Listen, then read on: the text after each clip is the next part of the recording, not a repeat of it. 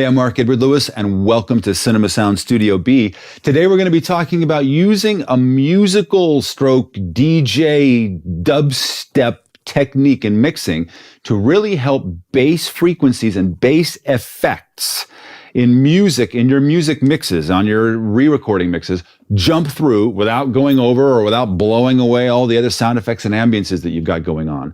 It's a cool little trick using what's called side chaining, and today we're going to be using some plugins from our friends at Waves Audio to show you how to do that in Adobe Audition.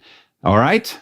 All right, so here we are in Adobe Audition. I've got a whole bunch of tracks from the opening cue from Blade of Honor. Lots of stuff here.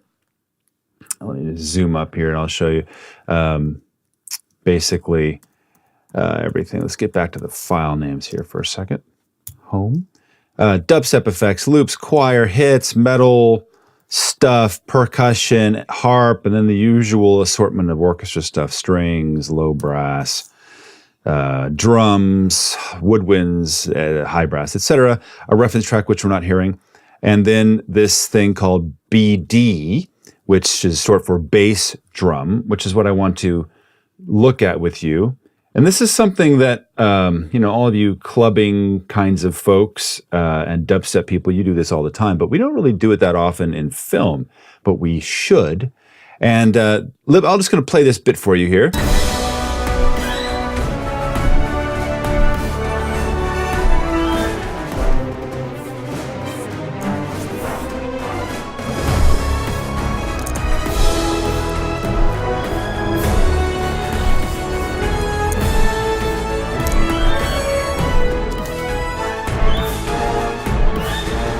So you can hear it's a huge orchestra score with tons of folks going, and then this dubstep bass drum snare drum element going. In fact, let's just take a look at it from here on. Let's solo this channel. Let's go to the mix window for a second. Here's the bass drum channel. We'll solo that.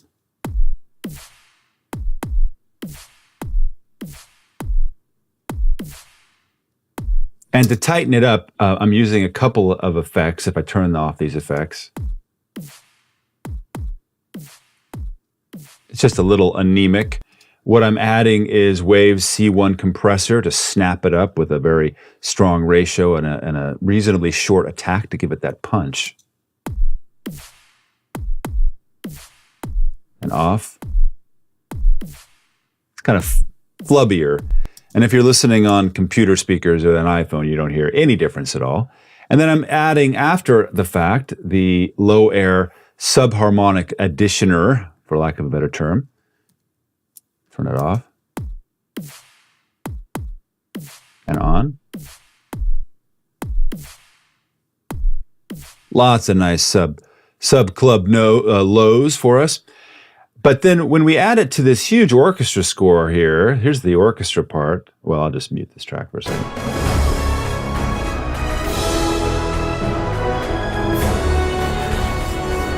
There's tons of low frequency going on in there, like massive low frequency. How are we going to fit this into that?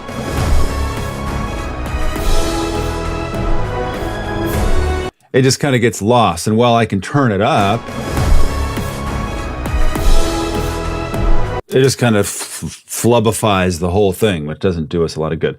And some of you have mentioned, well, you could use notch EQ, but the only thing we'd really be notching are the low frequencies, and that's what we want to add. We don't want to notch, so it's not really going to help. Both of those need their low frequencies to make it punchy.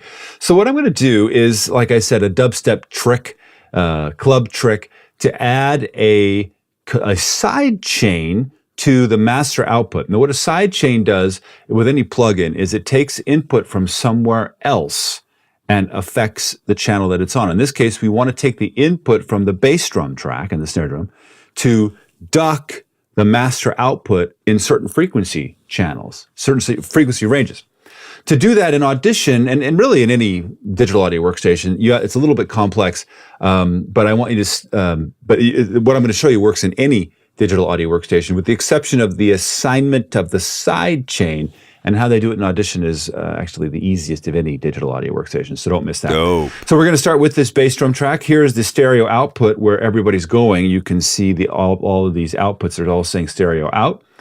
What we want to do is make this, instead of a stereo output, we're going to call it the summing bus, where we're going to take all of the input, everybody but the bass drum is going to go there. Right now, everyone's going there. So we need to send the bass drum. We need to make a new final output bus.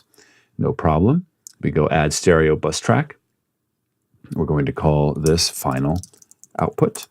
And now we're going to route the summing bus, instead of going there, to the final output. And then this needs to go to the correct output as well. Thank you. And then we're going to take the bass drum now, is no longer going to go to the summing bus. We're going to send it directly to the final output. It's going to bypass this summing bus. So only the orchestra and everybody else is going to go in there. This bass drum is going to go over here without anything that we're about to add here. Also, this limiter needs to go there, not here. We don't want to limit this channel. We do want to limit our output channel. And by the way, this is again, this is the Waves L1 limiter, always limiting at -0.2 decibels, especially for music. All right, what we want to do now is instantiate the Waves, always VST3 in Audition. If you do it AAU for you Mac people, you won't be able to sidechain. Dynamics, Waves, the C6 sidechain stereo compressor. Now, for those of you who have the Waves Gold bundle, which we offer that discount at Cinema Sound members, you can do the C1 comp. It's just not, you'll get a great result. It's just not quite as seamless as the C6, but you can use it. Okay, C6 side chain stereo, bam. You can see it's a multi-band compressor with 6 independent channels. Cool. Now this will be ducking the summing bus. Now how do we get the sound from the bass drum to the sidechain? Well, the first thing we do, you see this little cool thing right here, this little bug looking thing, set sidechain input. We click that. It'll go stereo, we want. Yellow. When it's yellow, that means it's able to receive sidechain input, but has not currently been routed any sidechain input. How do we do that in Audition? It's super simple. We go to one of the buses, the sends rather, and we have 16 sends per channel. We're on the bass drum channel. We simply say, oops, let me go back out here. Sidechain, look at that. It appeared miraculously once we turned on that yellow bug button. There it is, the C6 sidechain stereo summing bus, slot 2. Now you see it goes green, everybody's happy, and it also made this output go to unity gain. We also have the pan if we want to use that, which we don't right now. Cool, so now everything should be going, this bass drum should be going here happily. Let's see.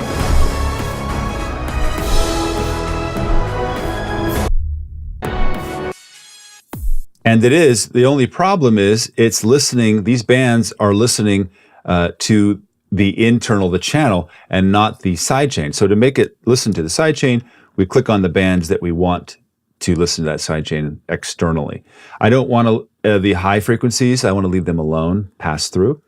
I'm just going to choose some nice settings here that will make sense for us. Cool. All right, now we're going to make the attack as short as possible. We don't want any of this sound leaking through, and the release something like this or so. And then we'll bring down these thresholds for each one of these bands, the low, middle, and mid-high bands. And what's different about C6 is that it doesn't have a ratio, it has a range. And that range is how many decibels it'll reduce the signal, just like bam, how far down will it go, and create its own ratio. So I want this low thing to be able to go down pretty far, and the low mids to be about there, and that's that. So now, what's going to happen?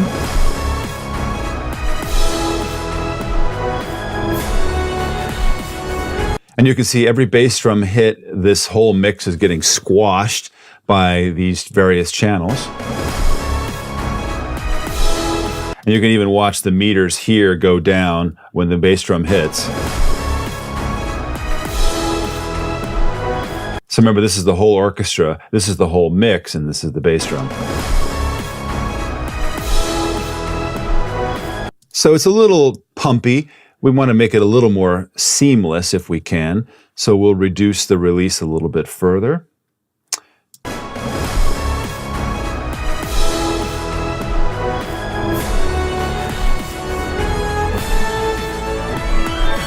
And we'll probably, to help compensate, bring up the bass drum 3 dB.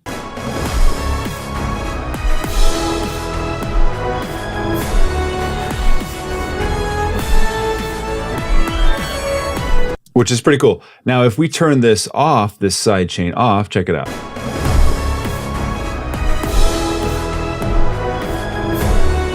Again, it just gets wiped out. Big sound, but we need that ducking to assist in bringing the whole mix down. You can do this with C1. It's just a lot more obvious. With C6, it makes it far more seamless. And in fact, we can tweak these even further to get a better result.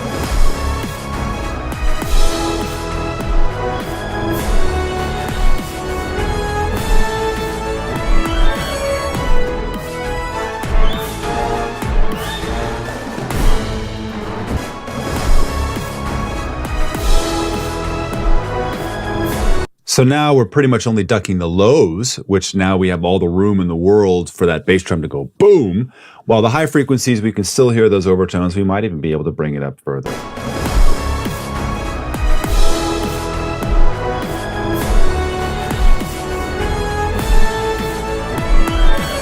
Now you're talking about massive bass that's going on. In fact, we're crushed. The output limiter is being crushed.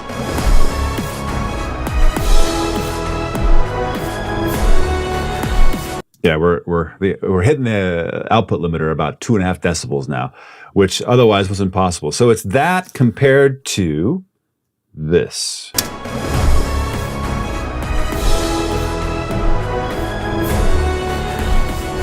Or where we were.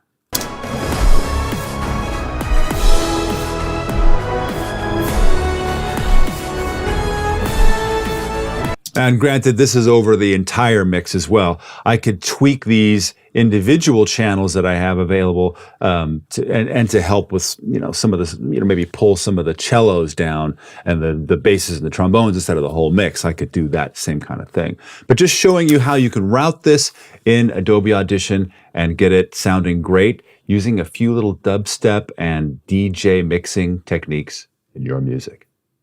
It's pretty cool, right? It's just a complete ducking of what happened, and then all of a sudden it's back up and you hardly notice, especially if you use a multi-band compressor like C6. Now, you don't have to just do this with music. If you have a big thump in a sound effect, a big explosion, while music and dialogue are also happening, well, maybe not dialogue, but certainly music or some other thing, you can just duck everything to the same thing and have the sound effects routed to that bass drum bus and have everything duck the same, and all of a sudden the lows of that sound effect will come out in a way that otherwise wouldn't happen. And if you got any questions about how to do this in your digital audio workstation yourself, come to the cinemasound.com blog or forum in particular, ask questions, and we'll do our best to get you up and running as fast as possible. Until then, we'll see you in post.